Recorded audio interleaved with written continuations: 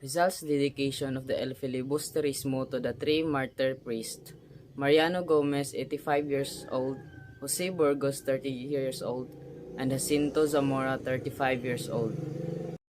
On February 15, 1872, the Spanish colonial authorities sentenced three martyr Father Jose Burgos, Mariano Gomez, and Jacinto Zamora to death by garrote and Bagong Bayan, Philippines, and charged with treason and sedition and subversion. Novels also considered one of the most influential novels written by Jose Rizal because the novel also portrays the abuse, corruption, and discrimination of the Spaniards towards Filipino. It was also banned in the country at that time. Rizal started writing El Filibusterismo in 1888 and finished it in 1889. A friend of Rizal that offered him financial assistance, which led to the novel's publication in September 1891, is Valentin Ventura. El Filibusterismo was much shorter with only 39 chapters compared to Noli Me Tangere, which has 64 chapters. Rizal gave Ventura the original manuscript of El Filibusterismo as a token of gratitude of his contributions to the publication of the novel. El Filibusterismo plots are poles apart compared with Noli Me Tangere, where people were encouraged to ask and aspire for change and liberation. In El Filibusterismo, Rizal argues that the society to open its eyes to reality and rebel against the Spanish government for its oppression and abuse. In Noli Me Tangere, there is an aspiration, beauty, romance, and mercy. In El Filibusterismo, readers will feel is bitterness, hatred, and antipathy. The romance and aspiration are gone. Even the character's personality seems to have undergone radical change.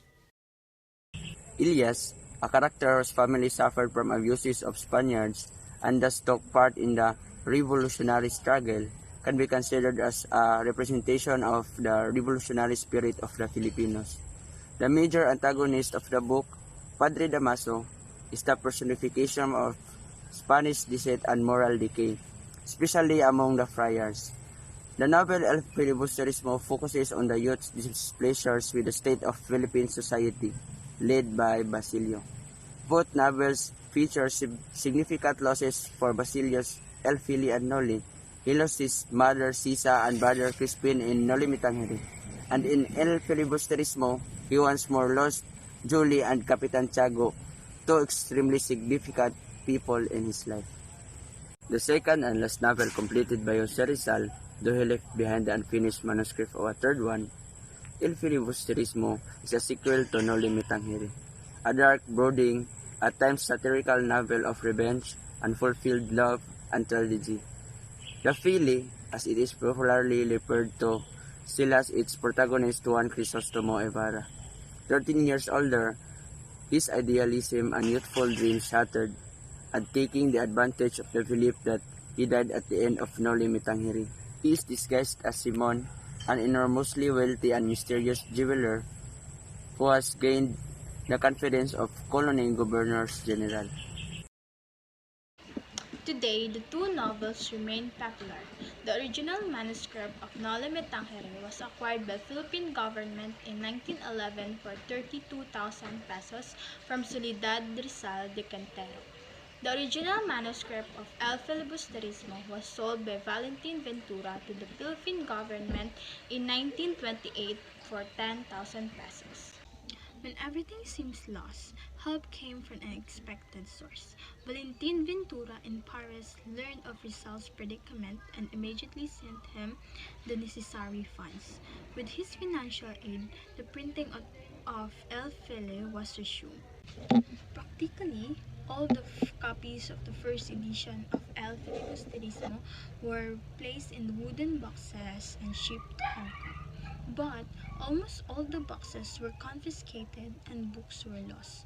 So it came to pass that the books immediately became rare and the few available giant copies were sold at very high prices, reaching as high as 400 pesetas per copy.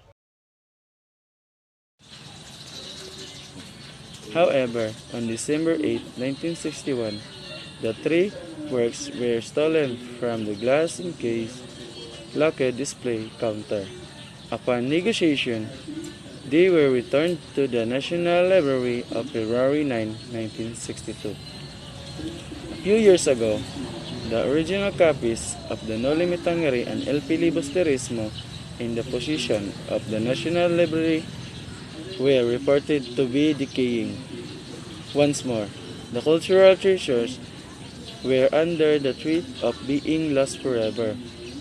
Fortunately, the German government offered a conservation project in 2011 just in time for the 150th birth anniversary of Jose Rizal.